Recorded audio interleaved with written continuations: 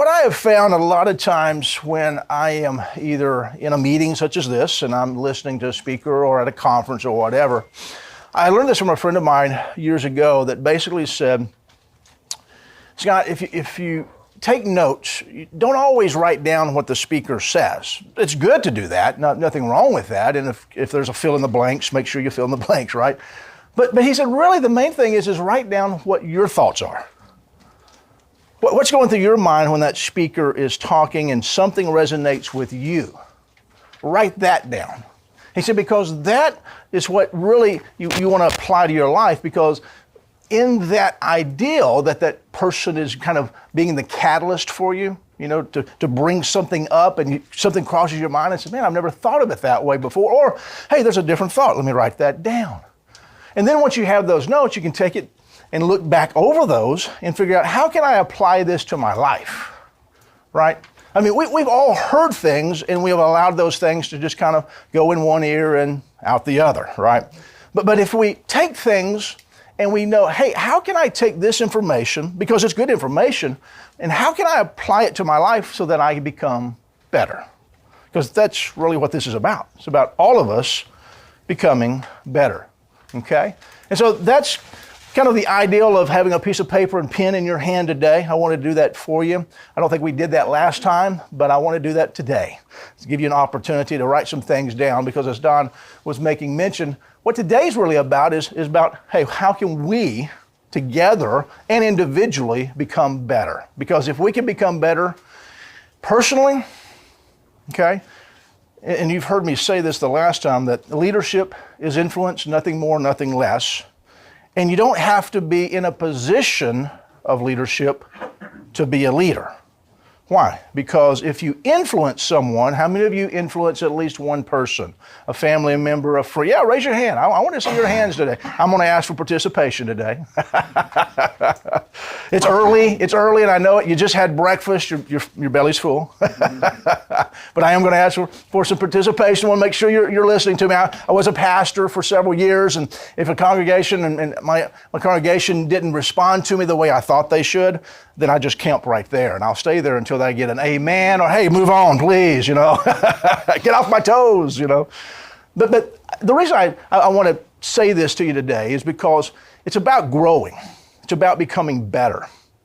And so really what I want to talk about, and of course we've already introduced ourselves, I am a John Maxwell, Executive Director, Certified Coach, Speaker, and Trainer. How many of you have heard of John Maxwell before? Have you heard of John? I know last time we talked a little bit about John Maxwell. But John Maxwell, of course, Success Magazine called him a leadership guru because he has written more books on leadership than anybody else in history.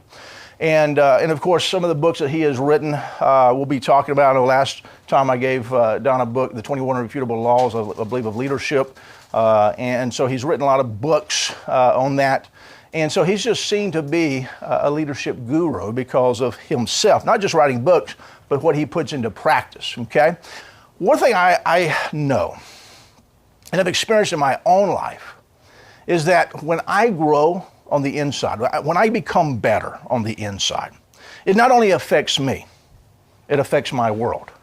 What is your world? Well, your world is your spouse, your kids. Right here is your world. How many of you spend more time at work than you do at home? We all do, right? Yeah. And so that is your world. And so if I can become better in me and become a better influencer, okay, in a positive way that increases my leadership ability as well, I am therefore transforming me. Hence, I'm helping to transform and change my world as well. And so that's kind of what we want to talk about today, is this idea of wow your world, transform your life. Now, potential. How many of you have ever heard the word potential before? Okay, we've all heard the word potential. What is potential? Potential is something inside of you, something that you have the ability, something to grow into. You think about a seed. If I were to put in, let's just say an acorn. I've got two big live oak trees in my yard, and they produced a lot of acorns this past year. Therefore, I have a lot of fat squirrels that run up and down my roof line, and I hear them in the morning, okay? Now, that acorn, I want you to think about that acorn. That acorn, when it's taken and it's planted in the ground, okay, it has potential, doesn't it? Potential to do what? Well, potential to grow, to become a tree. But do you know inside that acorn, it has millions and millions of potential of other acorns inside of it? It does, doesn't it? That's the potential it has. And I want to say for you and I, we have a seed inside of us called potential.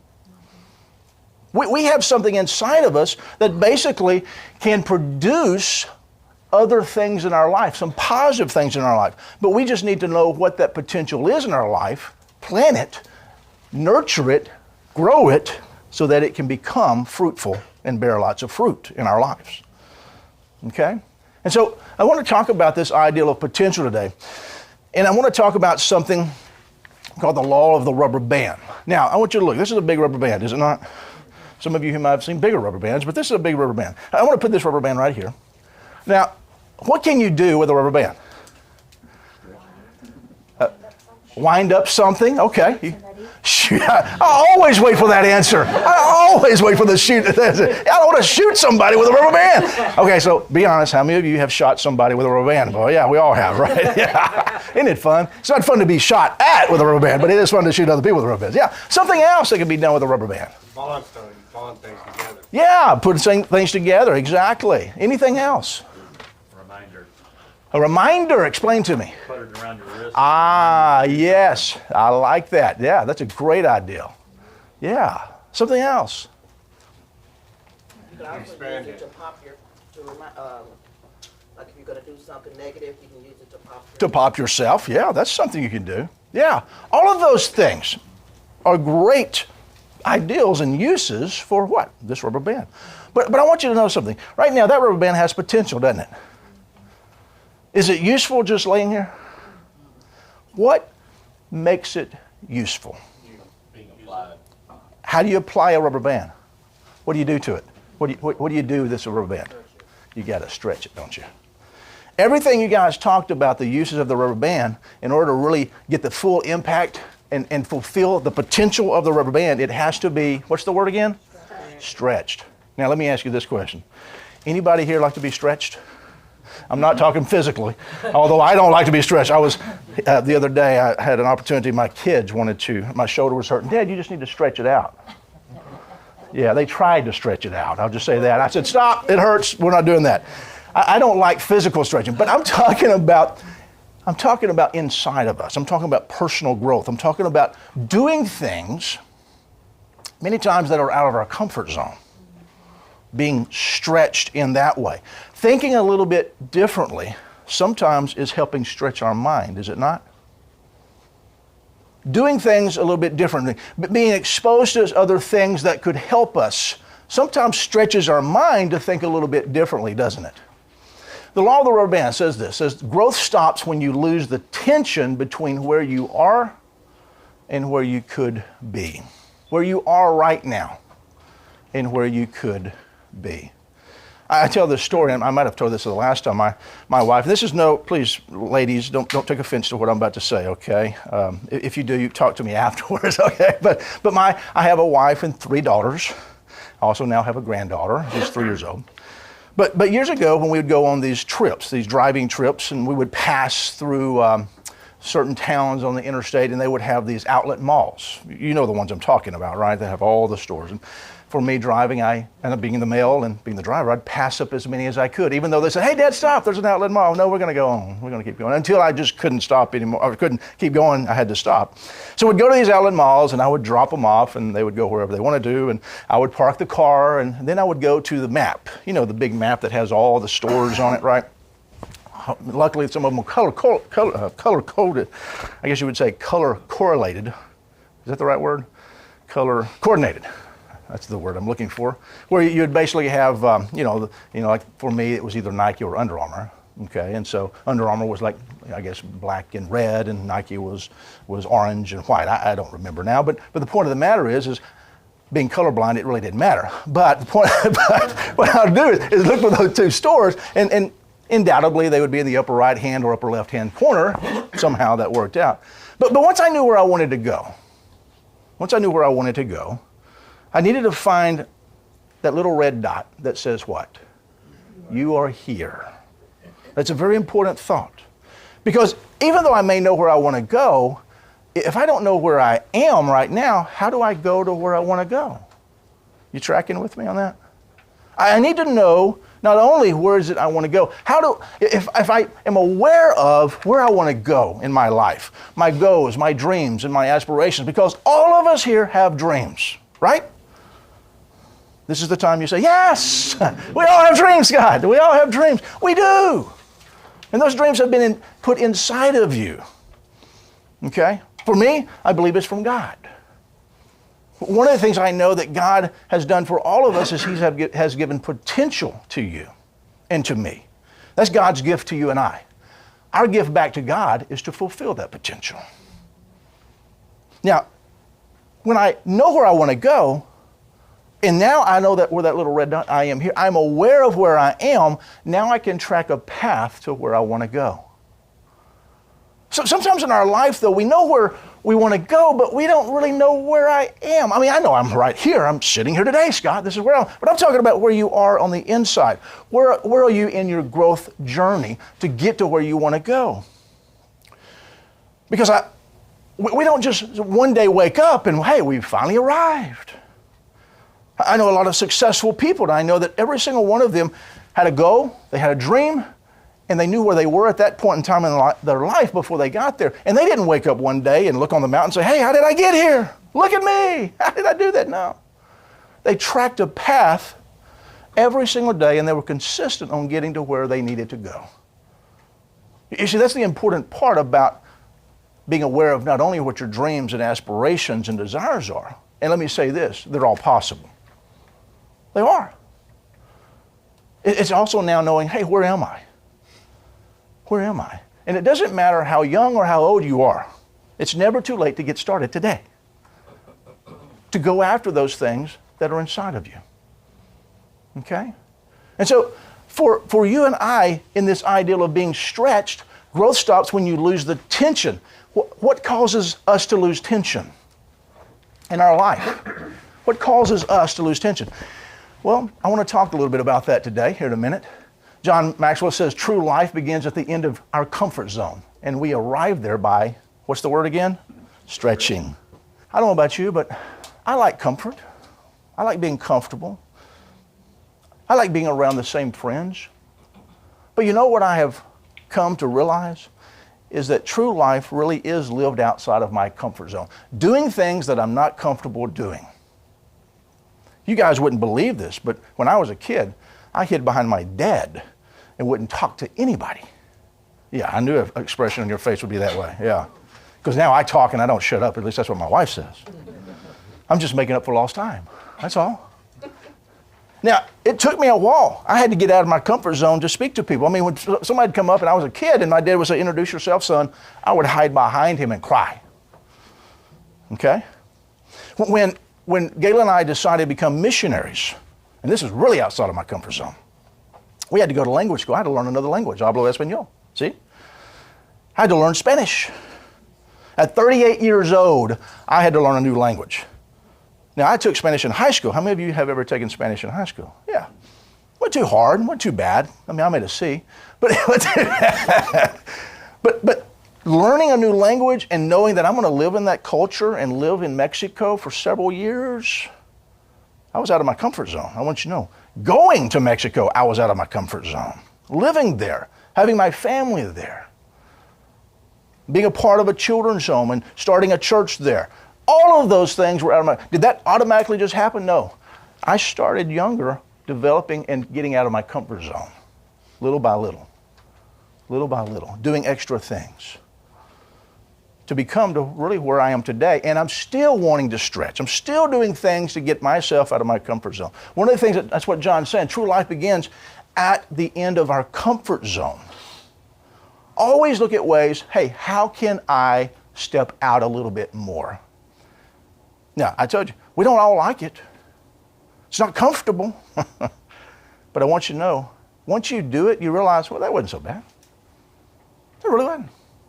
And the memories we make and the growth that happens inside of us begins. When we talk about growth stops when you lose the tension between where you are and where you want to be, I want to talk about this ideal. It's about 7 different points I want to make today. Few people ever want to be stretched. Isn't that true?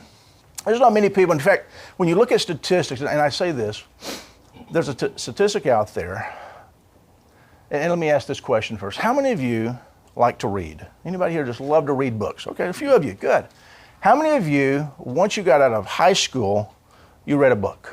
How many of you? A few of you, yeah. Okay. Statistic basically says once people get out of high school, it's less than 49% that read a book, ever read another book. I didn't read too many books when I was in high school.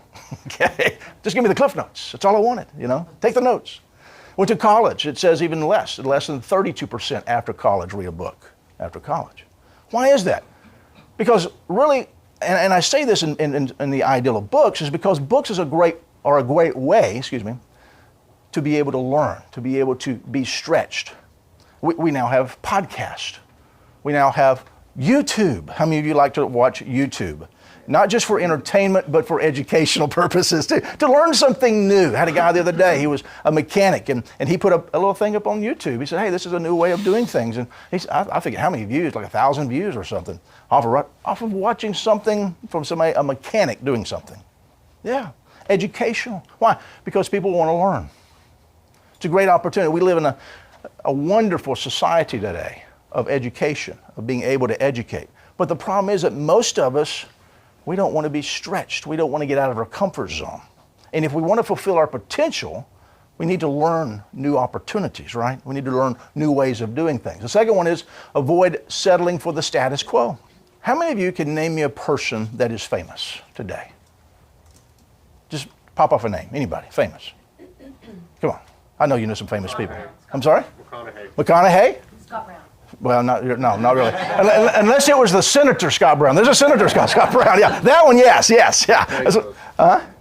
Yeah, Jeff Bezos. Someone else. Yeah, that's great. Keep going. Who? The Rock. Yeah, The Rock. Yeah. I'm sorry. Who? Who'd you? Spears. Oh man, you're telling your date, brother. That's old school. That's back mine. But why do we know these people? Were they average?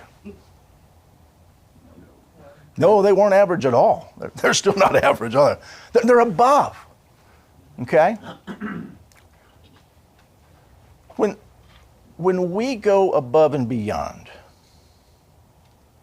just being average, and it's not about being known, but the reason they're known is because they've been significant, right? They've done something of significance, right? They've stretched themselves. They've learned what to do things. They've learned more. I always think of like Michael Jordan. I'm sorry, that's my error. I love Michael Jordan, just as far as his basketball. But Michael Jordan would tell you right now, he said, I failed mostly to get to where I am today. I got out of my comfort zone. I did something that average people don't do. You see, people that are successful and people that are doing more, that get out of their comfort zone, that are above the status quo, do things so that they can have things that average and status quo people don't have. Now I want you to think about that in your own life. What are some things that I could do? And it doesn't have to be anything big. That's the thing. It's little things consistently. Do you think shooting a basketball is a major thing? Well, for me it is, but not for you, okay? But think about that. You know what really made him good? Yes, he had talent. But talent doesn't only get you so far. It does. You got to practice, don't you? If you want to get better, you got to continue to get better. I've known a lot of talented young men and young women who are great athletes or great in other things, but they've allowed talent to be their lid. And they haven't continued to hone their skills. Isn't it a quote that he said he was like hard work outweighs talent when Yes. talent fails to outwork. That's exactly it right there. That's exactly right. It's about hard work, isn't it? It's consistently getting up, doing the same thing over and over and over. And let me tell you a little secret today. If you want to be above average, consistently do the positive things, to do the right things. Consistently, every single day. You see, that's really what breaks you away from everybody else. Is the consistency of continuing to do the thing that you know you should be doing. Self-discipline is key to that too, isn't it? All of us being self-disciplined and doing those things. You see, when we do that in our life, we may not see results right off the bat. I'm going to go back to the little acorn, okay? When you plant that acorn in the ground, do you see what's happening underground? Do you know, though, that something is probably happening underground? What happens to that acorn? Well, what happens to the acorn basically is that the little hard shell breaks free, doesn't it? I mean, it's under pressure. It's under the ground. It's in a dark, wet place many times. And it has to cease becoming the acorn. Now, there's things in our life, if we want to get out of our comfort zone, we have to cease becoming. You tracking with me? There's things in our life that if we want more, we want to fulfill our potential, we need to cease becoming what we are at that point in time in our life so that we can become better. Sometimes we have to give up the good for the great.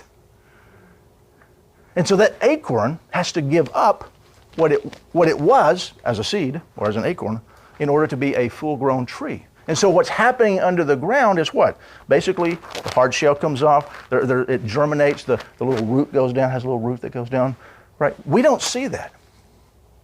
How many of you know that there's two sides to work? What do you mean, Scott, there's two sides to work? Let me ask you this. Hold your piece of paper up. Is there only one side to that piece of paper? No, there's two sides to it, isn't it? Have you ever seen a one-sided piece of bread? How about a one-sided coin? No, there's two sides to everything. If there's up, there is. If there's right, there is. If there's north, there is. If there's east, there is. Okay, you're following me. So I want to tell you, there's two sides to work. One side of the work is what we do, and we see the fruit of our labor. For us, it's seeing the fruit of our labor is getting a paycheck. Hey, if I give this amount of time, I get this amount of money. Woohoo! Or we do a job like mowing the yard, and after we get finished, oh, that looks beautiful. My yard is nice and mowed, and it's great. Or we do something, and we are able to see the fruit. But I want to say there's another side of work that we don't see. And that side of work is things that's happening on inside of us.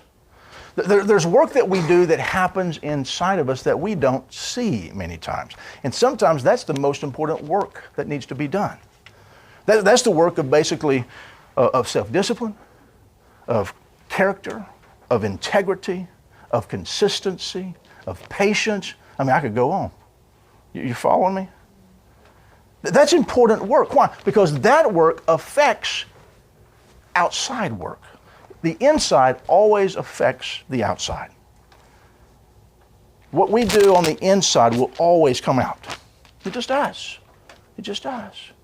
And so one of the things when we're talking about this ideal of stretching and this ideal of basically becoming better is I don't want to settle for status quo. And in order for me not to settle for status quo, there's some work that's got to happen on the inside of me. I've got to have some things that I'm working inside of me, my personal development, my personal growth. Another one is stretching is an inside job. Now, one of the things about stretching is an inside job, how many of you know that your thoughts that you think many times has a result of what you do and how you act? I told you before I have 3 daughters. Teenage years are interesting. And their thoughts many times come out of their mouth. And their actions, and definitely their attitudes, right? Now I can say that about teenage boys because I was one. I know that's true for all of us, okay? But how many of you know that our thoughts affect so much of what we do? So much of what we do. I love this proverb. It says, as you think in your heart, so you will be. That's a proverb. As you think in your heart. As I'm thinking, because you and I know that our thoughts come right here, but where do they go? To our heart, don't they? When I'm thinking thoughts and I continue to dwell on those thoughts, many times those thoughts begin to go down to my heart. And what happens in my heart is it creates an emotion. And the emotion is energy in motion. That's what emotion is. It's energy in motion. And when it goes to my heart, then it gives me the power to either do something positive with my hands or something negative.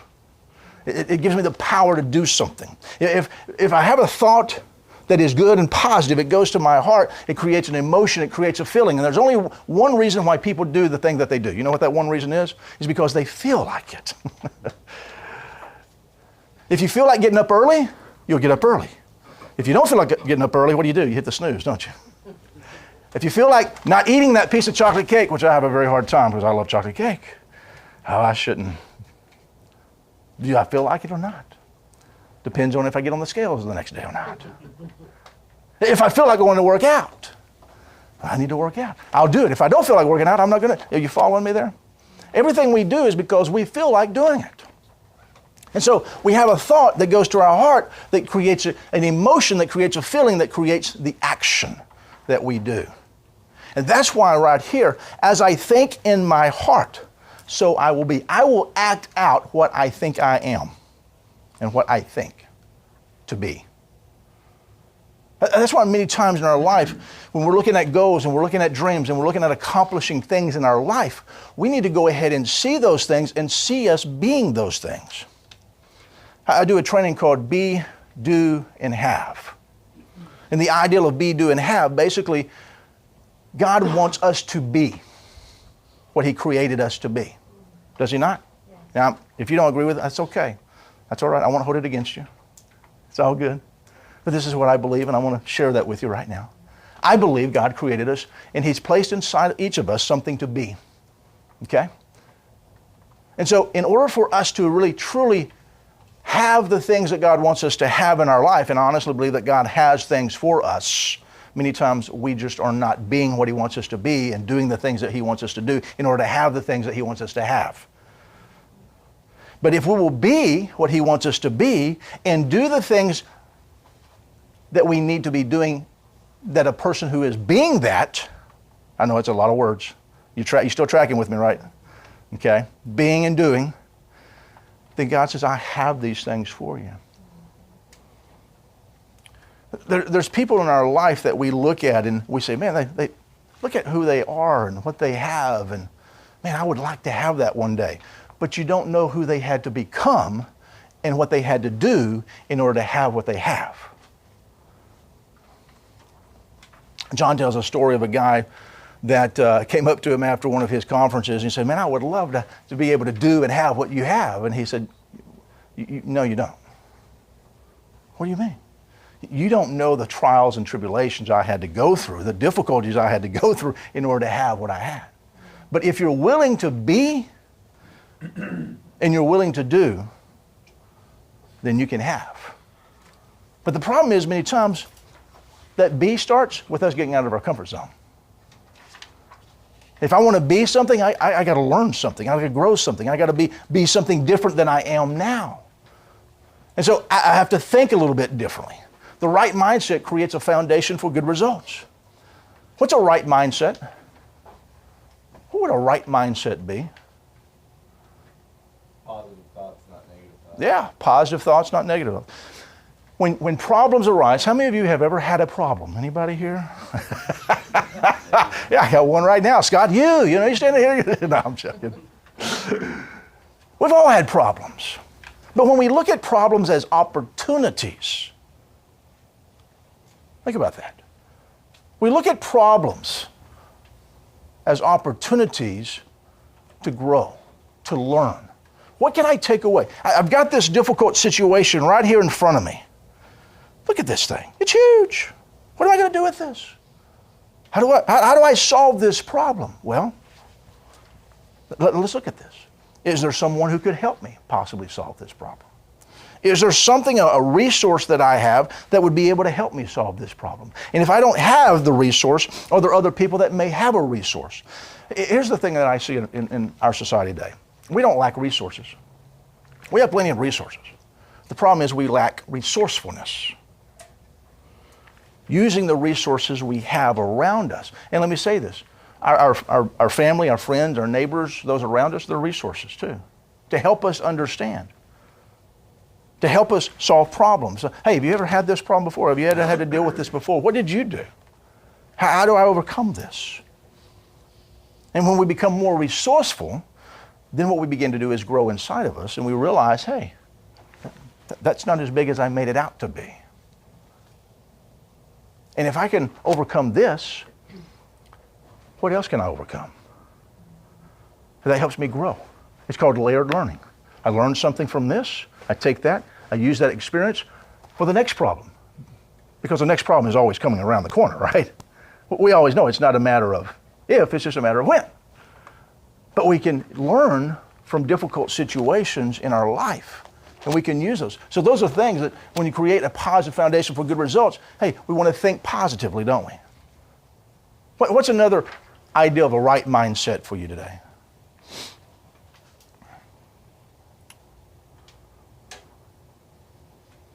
Be receptive. Be receptive. Oh, I love that. Be receptive. And the idea of basically what people are speaking into or what's going on around you, being aware. Is that what you're saying? Yeah, exactly. Yeah, when we have a coachable and teachable attitude, that's a right mindset. When we allow people to speak into our lives, knowing that, hey, what they're saying is not to hurt me, but to help me. Man, that helps us to go further, a lot further on our own. You know why? Because one is too small of a number of great significance. We all need each other. And if I can learn from you and I can be receptive from what you're saying and receptive of the things that you're giving to me, what does that do for me? Helps me grow. Helps me to learn from your experiences. And if I can learn from your experiences, it might catapult me over the problem that was facing me because I didn't have to go through that. But I learned from someone else. You know what wisdom is? It's taking experiences from other people and applying it to my life so that I don't have to go through some of those problems in my own life.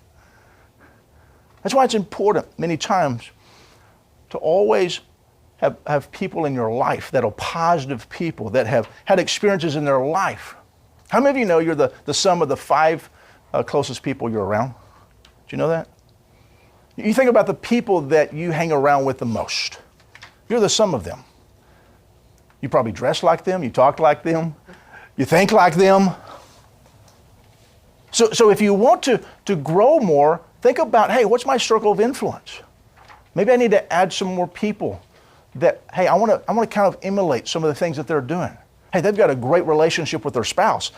I want to hang around. How do they have a great relationship with their spouse? Hey, they got a great relationship with their kids. I want to hang around with them. How do they have a great relationship with them? Hey, they do very well financially. I want to know, hey, what do they do? I want to kind of think like them. Hey, they do very well in other areas of their life. That's what I want to be a part of. I want that in my life.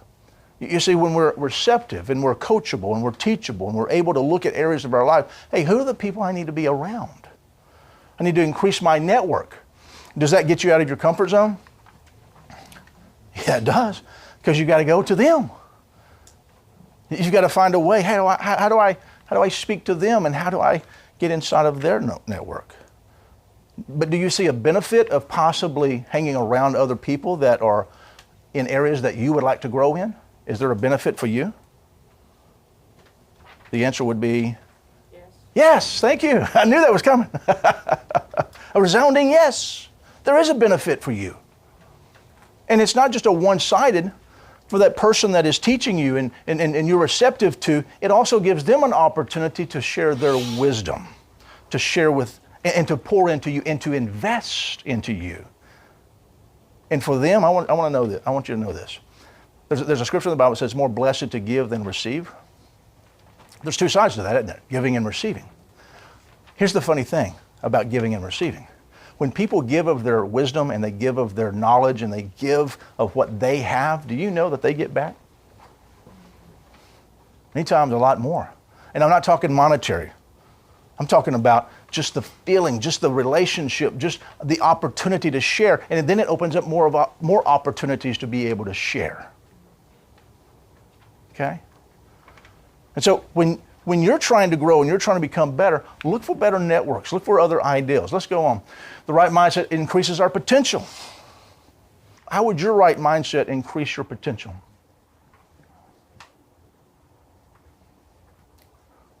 Gives you the opportunity to grow. Yeah.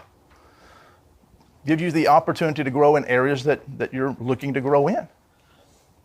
Yeah. When you have the right mindset of growth, a growth mindset, you're always looking to do what? To grow.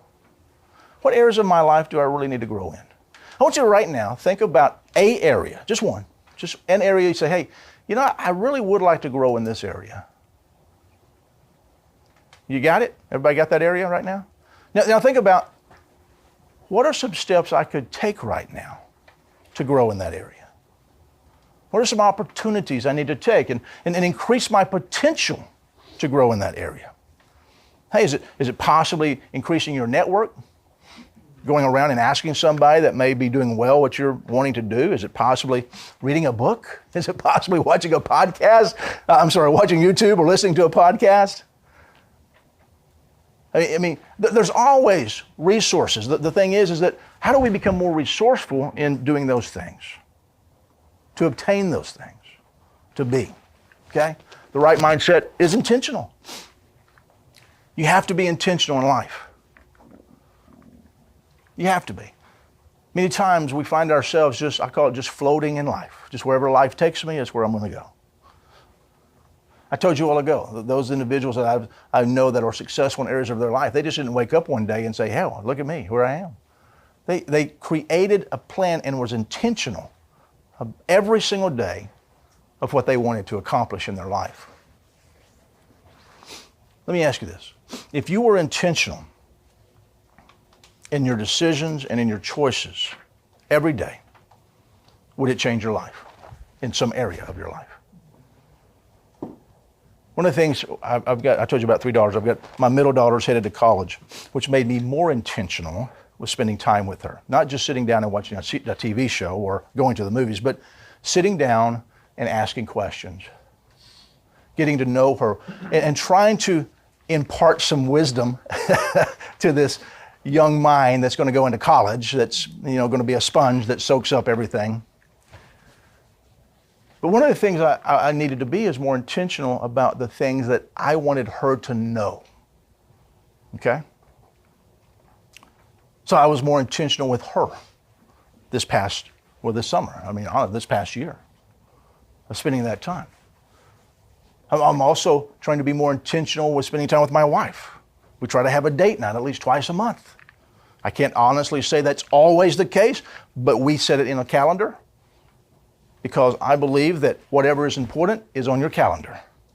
How many of you have your birthday on your calendar? Yeah, that's important, isn't it? It's your birthday. Yeah, you're intentional about that. But if you're married, how many of you have your spouse's birthday? Or you at least know when her birthday or his birthday is, right? You're intentional about that. The reason I say that is because when things are important to us, we're intentional about it. We plan for it. We're looking for it. And so anything in my life that I want to accomplish or do, I need to be intentional and have a plan and be consistent every day in doing that. Why? Because it's important. Our life is really about being intentional, being consistent with that intentionality and growing and becoming better. James Allen, a great author, says you cannot travel within and stand still without. Now that's an interesting quote. What does that mean? When we're aware of what's inside of us, and we're aware of the things that we have strengths and deficiencies in, when we're aware of those things, what he's talking about is you're traveling within, you're looking within, side of who you are. You can't stand still without doing something about it. You really can't, because you become aware of those things. And I think many times in our life, we're not receptive. We don't take the time to be aware of our strengths and our deficiencies and how we can play to our strengths and also how we can shore up our deficiencies. How do you shore up your deficiencies, Scott? You get around people that are strong in your deficiencies. Having them help you in your deficiencies of how you think, what you do, how you plan, being more intentional. Stretching, next one, always requires change. If you want to stretch, you're going to have to change. The problem is many of us don't like to change. We don't. We have a hard time with changing in our life. Why? Because we got to get out of our comfort zone to change. And I think many times when we're looking at this in our life, hey, what are things in my life that need to change? What are some areas in my life I need to look at changing? Because that's an area of stretching that I need to do, that I could become better. You know, a benefit of changing in the positive way basically is being able to see other people's perspective.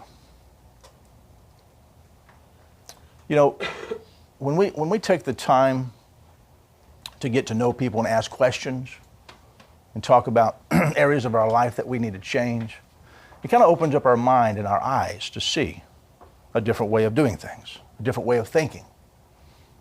Okay? Helps us to see other people in a different way. If we all were able to walk a mile in someone else's shoes,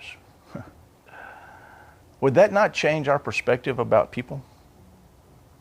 Who they are, some of the struggles they're going through?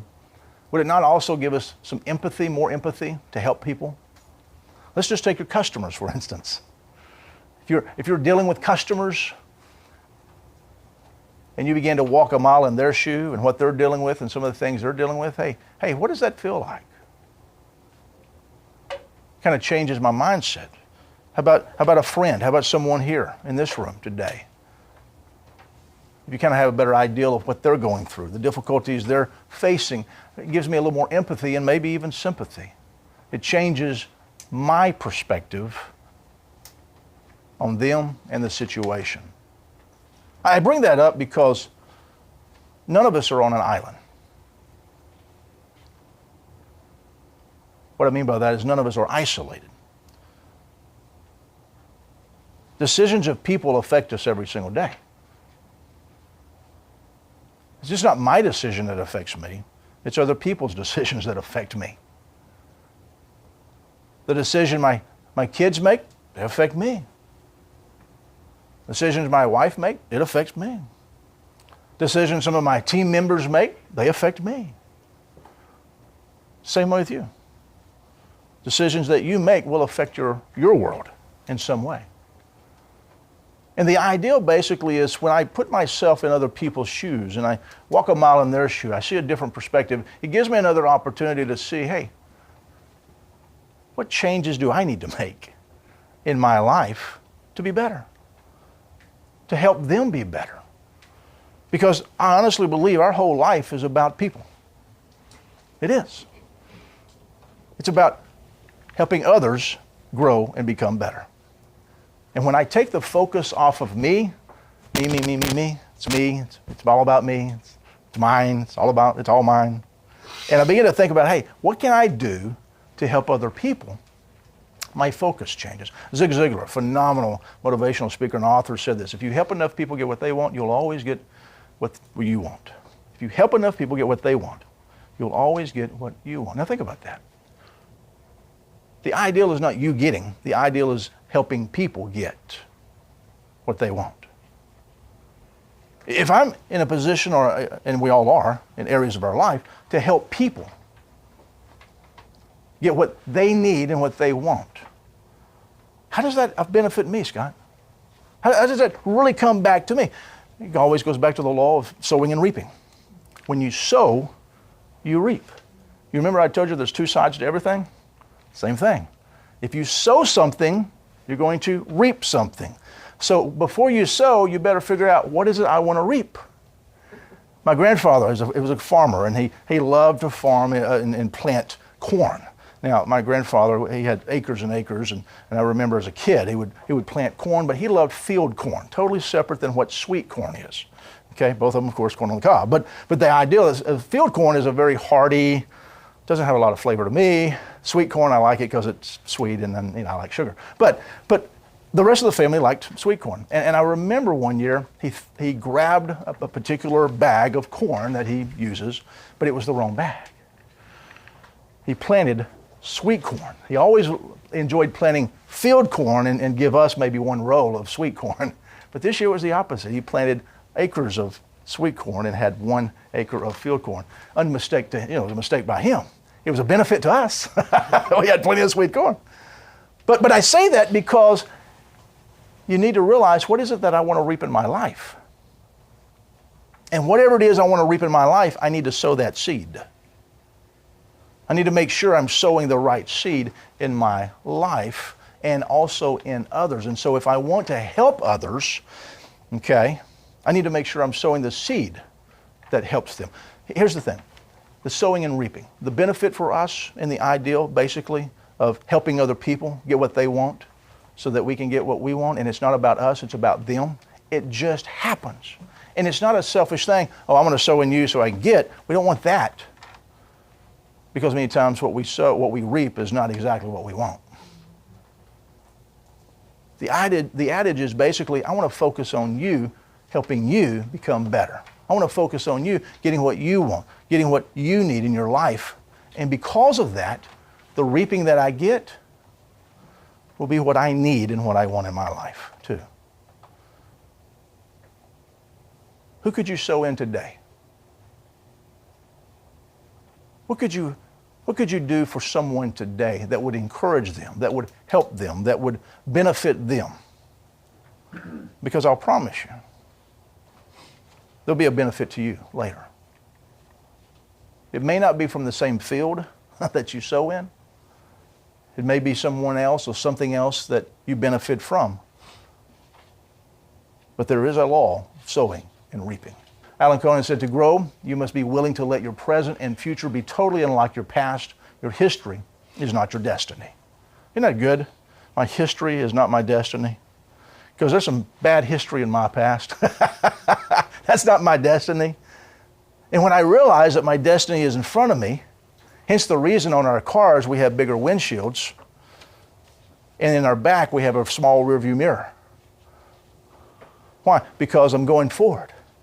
I need a bigger window to see where I'm going forward. I already know where I've been.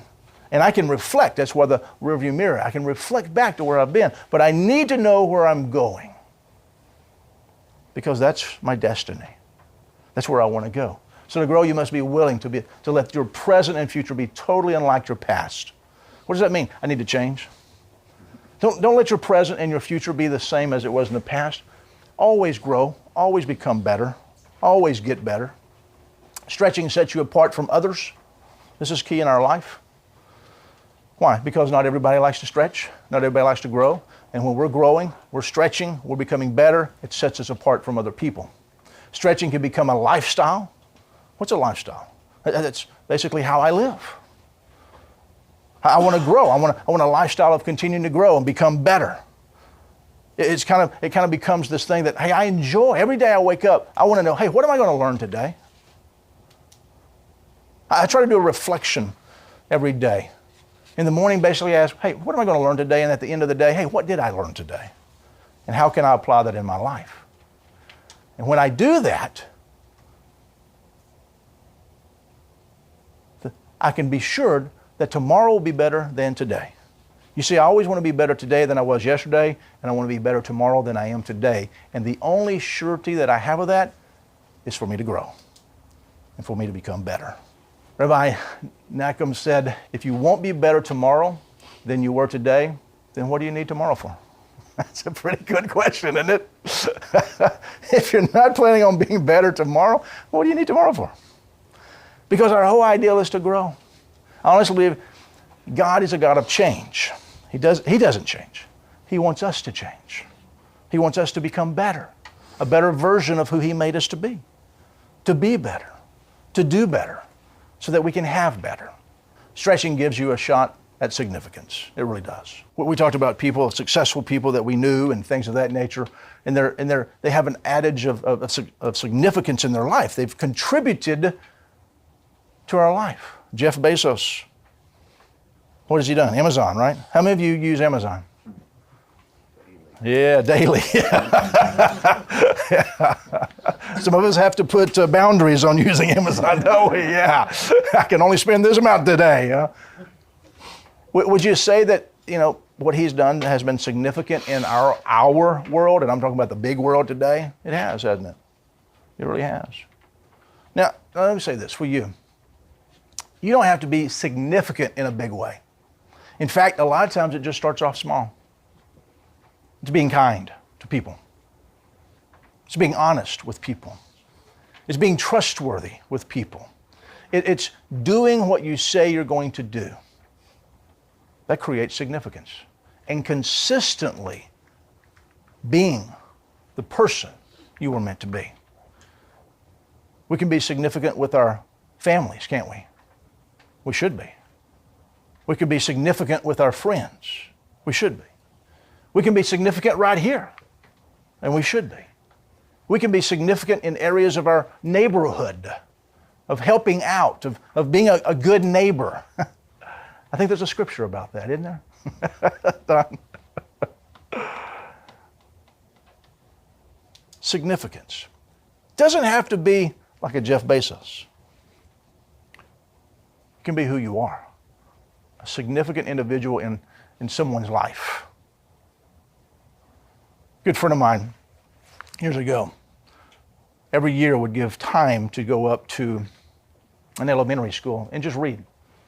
Just help some of the kids that just weren't able to read very well.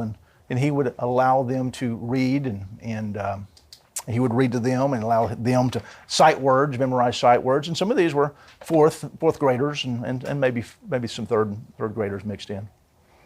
And he did that year after year very consistently. And of course, several years later, of course, those kids went on and graduated high school. And he had one individual that came to him. And he said there was more, but he said this particular one came to him after graduation because he loved to go to the graduations and see. And he said, you know, this person came up, didn't have a mom, didn't have a dad, was living with grandparents, and said, that time that you spent with me, even though it was only for a few minutes, really once a week is what it was, but for that whole year you spent with me, it changed my attitude that someone, number one, saw me, someone cared about me, and someone was willing to give of their time just to help me.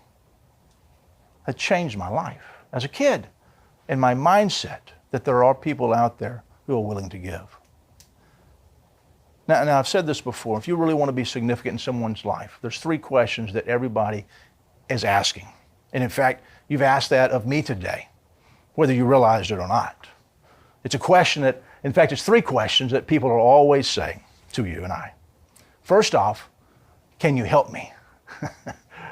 How many of you get that question daily? Can you help me? But sometimes people are asking that without coming out with the words and asking that. Sometimes our kids are asking, Dad, can you help me? Without even asking that. Our family, friends, people in the neighborhood, people that we see at Walmart, can you help me? But everybody is asking that question, hey, what do you have that could help me become better? The second question is do you really care about me? Scott, do you really care about me today? I mean, you're talking, but Scott, do you really care about me as an individual? Yes. I do care about you, about every single one of you. And the reason I care about you is because, number one, God cares about you. God values you, and I value the things of God. Therefore, if I value the things of God and God values you, I value you as well, and I care about you. So first question, can you help me? Second question is, do you care about me? The third question is the foundation of every single relationship in our life. Can I trust you? Those 3 questions right there, if you can answer those questions with people every day, not because they're speaking that or asking that, but you're answering that question knowing that those are the 3 questions everybody has in their life. Can you help me? Do you care about me? And can I trust you? And you answer those, you will be significant in people's lives every single day. But you know something? It's a different way of thinking, isn't it? Where's the focus? Is it on you? Or is the focus on others? The focus is on others, isn't it? It is. John Maxwell says this. He says, I want to make a difference, doing something that makes a difference, at a time that makes a difference, with people who make a difference. Those are wow people. That's individuals. That whole saying is about wowing people. And in order to wow people, sometimes we have to wow ourselves. And how do you wow yourself, Scott? You grow. You grow. You become better. You grow in areas of your life that not only help you, but help those around you. Why? To make a difference. Make a difference in your life, to make a difference in your family. Is your family worth you changing and getting out of your comfort zone? Yes? Let me hear you say yes. Oh, that was really weak. Is your family worth you changing and becoming better? And the answer is yes. Very good. Thank you very much. I appreciate that. Just want to make sure you're awake with me. I told you if you don't say something, I'm going to camp out there for a while. Yes, it is. Very much so. So, challenge for you today. In what areas of your life have you lost your stretch and just settled in and got comfortable? Today, I challenge you on an area of your life. What is that area in your life right now that you say, hey, Scott, I've kind of settled in. I haven't stepped out of my comfort zone in this area. I've just allowed things to be. I've just kind of gone through life and floated through life. And you know something? I see that I need to make a change in an area of my life to become better. To become better. That's what I challenge you today. The benefits, I'm telling you, far outweigh your uncomfortability. Your benefits far outweigh you feeling anxiety of getting out of your comfort zone. Because life is lived on the other side of your comfort zone. Thanks, guys. I appreciate your time today. Thank you all very much.